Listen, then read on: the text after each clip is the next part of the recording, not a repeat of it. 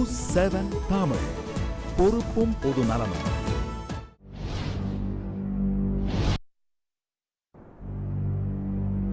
மீண்டும் வரவேற்கிறேன். இந்த விஷயங்கள் குறித்து பேசிக் கொண்டிருந்தோம். பட்ஜெட்டில் எந்த மாதிரியான விஷயங்கள் இருக்கின்றன, குறிப்பாக அறிவிக்கப்பட்டுள்ள வெளிநாடுகளிலும் உள்நாட்டிலும் கணக்குக்கு வராத சொத்துக்களை வைத்திருப்போர், பதுக்கி வைத்திருப்போர் கிட்டத்தட்ட 7 ஆண்டுகள் வரை சிறை தண்டனை அனுபவிப்பார்கள் என்ற அறிவிப்பும் வெளிவந்துள்ளது. 300 மடங்கு அதிகமான ஒரு பெனால்ட்டியும் கட்ட வேண்டி இருக்கும், நஷ்ட தொகையும் கட்ட வேண்டி இருக்கும்ங்கிற ஒரு அறிவிப்பும் வெளிவந்திருக்கின்றன. இது எந்த அளவிற்கு அந்த மாதிரியான விஷயங்களை குறைக்கக்கூடிய அம்சமாக இருக்கும்? இப்போ இந்த 10 இயர் இம்ப்ரிசன்மெண்ட்டு, 10 இயர் 30%, 300% பெனால்ட்டி, இதெல்லாம் ஒரு ஹியூஜ் ஸ்டெப் தான். என்ன இதெல்லாம் ஒரு ஃபியர் சைக்கோசிஸ் தான். இந்த விஷயங்கள் குறித்து பேசிக் கொண்டிருக்கிறோம். அருண் ஜேட்லி தாக்கல் செய்த அந்த பட்ஜெட் குறித்து பேசிக் கொண்டிருக்கிறோம். தற்பொழுது அருண் ஜேட்லி பேசிக் கொண்டிருக்கிறார். அவருடைய அந்த காட்சிகளை பார்க்கலாம், அவர் என்ன பேசுகிறார் என்பதை கேட்கலாம். Predominantly both domestic and international investors, and therefore notwithstanding that constraint, we had to carry on the track on which this government has functioned in the last 9 months. And there are a large number of unfinished tasks that we have to fill up, and we had to walk on a road which we have laid down for ourselves. And that obviously meant working for higher growth rates within limits of fiscal prudence. And therefore, of course, we do anticipate that our growth rates will be reasonably better than what they were this year. We anticipate, as has been pointed out in the economic survey, between 8 and 8.5. We had a choice to make, and the choice was that if we stuck to the pre-established fiscal deficit target of 3.6, which is prior to the 14th Finance Commission, we'd really have to cut down a very large part of the public spending. Neither could we abandon fiscal prudence. So we found the right balance in wanting to reach the 3% target in 3 years instead of 2 years. And we stuck to that road. This will obviously give us, in each of the 3 years, a reasonable amount of flexibility and a resource at our disposal which would predominantly go to public spending. The public spending on infrastructure, which is the first key highlight, we have increased notwithstanding the squeezing of the fiscal space. We've added and decided to explore other avenues of infrastructure long-term spending, in terms of tax-free bonds, in terms of a fund being created where center also contributes. Maybe the PSUs may also contribute to that. We'll find funds for that purpose, and the large body of investors also contributes, both from domestically and predominantly internationally. We then had to concentrate on manufacturing, correcting some of the inverted duty structures and areas where rebate could be given, which were job creating areas. Obviously, the task of the national resource going to the weaker sections and the more vulnerable sections was very important. So we maintained or enhanced the spending as far as those sectors were concerned. We also brought a paradigm shift in the thinking, to the extent that you need to introduce ideas of social security within the system. So both for the weaker sections, keeping the principles of equity in mind, we have come out with certain ideas. With regard to the eastern region, there was a special place in our policy. And as far as the taxpayers are concerned, we have prioritized what our ideas were. We want more money in the hands of the taxpayer. We wanted to incentivize them to save for their own future. And those savings in turn pushes up the domestic savings rate and are useful for the country as a whole.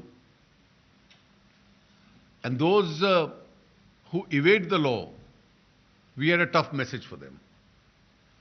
Now, these are amongst the various highlights, and I'm sure this will balance growth, fiscal prudence, equity, as also create confidence in the minds of the investors. Under the circumstances when our space was to a large extent squeezed, there were certain structural reforms in terms of ideas, in terms of new legislations which we have proposed. These will be in addition to what's already pending in Parliament. And I'm quite sure that the next few sessions of Parliament on economic legislations, we'll have our hands full. That's all I had to say. If there are any queries you have to me or to any of my colleagues. Yeah. Okay, let's start with this gentleman here. Yeah. Roadmap, now you're going to achieve 3% by 2017-18, justifying that you're going to increase the capital spending. But the big elephant in the room is the Reserve Bank of India. You think they're going to support this idea of yours and support you in enhancing growth by cutting rates anytime soon now? Well, I think you need to have a little patience. You'll get the answer to your question. Yeah. This lady here, please. Mr. Jaitley, Smita Sharma from TV Today Network. Given that increasingly there are more states which are ruled by the BJP, would that help you in plugging leakages when you talk of subsidies? How do you, because you're continuing with social spendings, you're continuing with subsidies, how do you really look at plugging in those leakages? And secondly, the one rank, one pension was expected to be implemented. There was a sense that the Ministry of Defence had given to army personnel. There seemed to be no mention of this in your budget. You see, as far as leakages are concerned, it is not a party issue. I don't think there is any political party in India which stands up and says that leakages in subsidies must continue. Therefore, it's not an issue of a BJP government or a non-BJP government. At the moment, oil and diesel having been linked to the market, our next strategy in the subsidies is twofold. We are concentrating on LPG, where the cash transfer system is being implemented. We implement that in toto. And thereafter, I have in the budget today appealed to the more affluent ones to voluntarily relinquish the subsidies because they are not entitled to them. We'll await our success in that direction before we proceed further. And your next question was? Well, as far as I have already in the last budget said that we are going to implement the one rank, one pension. This need not be stated on every occasion. We are completely committed to it. The methodology of calculating that one rank, one pension is an issue pending between the services and the Defence Ministry. As and when that idea is formulated, not only it should be implemented, it will be implemented. And you may only notice that I have today, despite the squeeze, increased the allocation for defence by more than 25,000, by almost 25,000. மத்திய நிதி அமைச்சர் இந்த விஷயங்கள் குறித்து பேசிக் கொண்டிருந்தார். தான் தாக்கல் செய்த பட்ஜெட் குறித்து செய்தியாளர்கள் சந்திப்பில் பேசிக் கொண்டிருக்கின்றார்.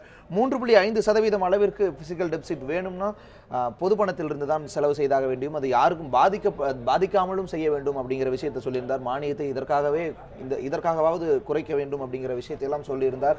தொழில் முனைவோருக்கு கடன் உதவி அப்படிங்கிற விஷயத்தையும் சொல்லியிருந்தாங்க.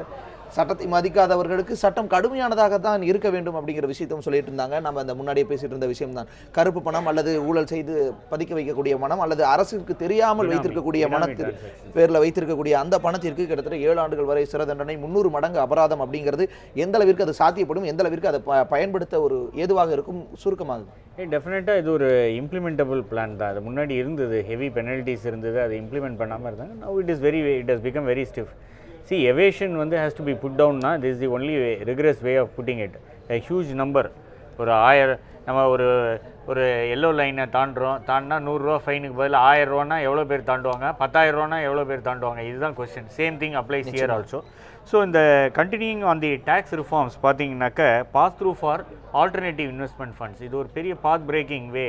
ஏன்னா investments into India will flow through. அப்புறம் அந்த ரீட்ஸில் ஒரு பெரிய இஷ்யூ இருந்தது, ரெண்ட் பாஸ் த்ரூ இல்லாமல் இருந்தது, அதையும் இந்த பட்ஜெட்டில் கொண்டு வந்திருக்காங்க. இன்கம் ஆஃப் ரீட்ஸினோட investment ITs and then postponing the GARR and 2017 தான் வரும் அப்படின்னு டெஃபர் பண்ணி வச்சுருக்காங்க, விச் வாஸ் மேஜர் டிஸ்பியூட்டு.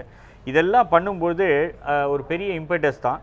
இதில் முக்கியமான ஒரு இது தமிழ்நாடை பாதிக்கக்கூடிய விஷயம் என்னன்னாக்கா, பக்கத்தில் இருக்க ஆந்திரா தெலுங்கானாவில் அடிஷ்னல் இன்வெஸ்ட்மெண்ட் அலவன்ஸும் டெப்ரிசியேஷனும் அலோவ் பண்ணியிருக்காங்க. டெஃபினட்டாக it will be a very tough. தமிழகத்திற்கு வரக்கூடிய முதலீடுகள் அங்கே போகிறதுக்கு இமீடியட்டாக போகிறதுக்கு வாய்ப்பு இருக்குது. நிச்சயமாக இந்த விஷயங்கள் தாண்டி மேக் இன் இந்தியா மாதிரியான திட்டங்கள் கொண்டு வரும்பொழுது அது எந்த அளவிற்கு நம்முடைய பொருளாதாரத்தை வலுப்படுத்தும், குறிப்பாக தமிழகத்திற்கு ஏற்படக்கூடிய இந்த பாதிப்புகளுக்கான ஒரு பதிலையும் சேர்த்து சுருக்கமாக உங்களுடைய பதில். மேக் இன் இந்தியா கொண்டு வரதுக்கு ஜிஎஸ்டி முக்கியமாக இம்ப்ளிமெண்ட் ஆகணும். அப்போ தான் அது வந்து விலைவாசி பொருட்களுடைய காஸ்ட் கம்மியாகும், மேனுஃபேக்சரிங் வந்து ஈஸ் ஆஃப் டூயிங் பிஸ்னஸ்ங்கிறது இம்ப்ளிமெண்ட் ஆகும். இப்போ லேபர் ரிஃபார்ம்ஸ்லாம் கொண்டு வந்திருக்காங்க, அதில் சிலது இங்கே எக்ஸ்பிளிசிட்டாக இந்த பட்ஜெட்லேயும் தெரிவிச்சிருக்காங்க. அடுத்தது முதலீடுக்கு வழிவகுத்திருக்காங்க. இது வந்து ஒரு முதலீட்டாளர்களுக்கான பட்ஜெட்னே நம்ம சொல்லலாம். அதனால் கண்டிப்பாக மேக் இன் இந்தியா வரும். அதில் வந்து ஆனால் பொருட்களை வந்து இவங்க நினச்ச மாதிரி உடனேயே குறைஞ்சிட போவதில்லை. ஏன்னா சில வரிகள்லாம் அதிகரிச்சிருக்கு. அந்த வரிகள் வந்து மற்ற விதத்தில் 22 ஐட்டம்ஸுக்கு வந்து கஸ்டம்ஸ் டியூட்டி குறைந்திருந்தாலும் எந்த ஐட்டம்ஸு அது வந்து சாமானிய மக்களுக்கு வரக்கூடியதா அல்லது இங்கே ப்ரொடியூஸ் ஆகி அது வெளிநாட்டுக்கு போகக்கூடியதா, இது மாதிரி நம்ம வந்து அது என்ன பொருட்களுக்கு வந்து இருக்கிறதுன்னு ஃபைனான்ஸ் பில் ஃபைனலாக கையில் வரும்பொழுது தான் அதை பற்றின மேக் இன் இந்தியா எவ்வளோ அளவுக்கு இந்த பட்ஜெட்டில் சக்ஸஸ்ஃபுல்லாக வரப்போகுதுங்கிறது தெரியும். அதற்கான வழிமுறைகள் விஷன் கொடுத்துருக்காங்க, அது வந்து கண்டிப்பாக நிறைவேறும் என்ற நம்பிக்கை இருக்கிறது. நிச்சயமாக அரங்கத்திற்கு வந்து பட்ஜெட் குறித்த ஒரு நீண்ட நெடியதொரு விவாதத்தில் பங்கேற்றமைக்கு இருவருக்குமே எங்களுடைய நன்றி. இந்த நேரத்தில் மத்திய பட்ஜெட் இன்று தாக்கல் செய்யப்பட்டு கொண்டிருந்தது. உலகமே எதிர்பார்த்த அந்த பட்ஜெட் தாக்கல் செய்யப்பட்ட நிலையில் அது சிலருக்கு எதிர்பார்ப்புகளை பூர்த்தி செய்யவில்லை என்றும் சிலருக்கு அது சாதகமான அம்சமாகவும் இருந்தது குறித்து விவாதித்தோம். இந்த அமர்வு இந்த நிலையிலே நிறைவேறுகிறது. சந்திப்போம்.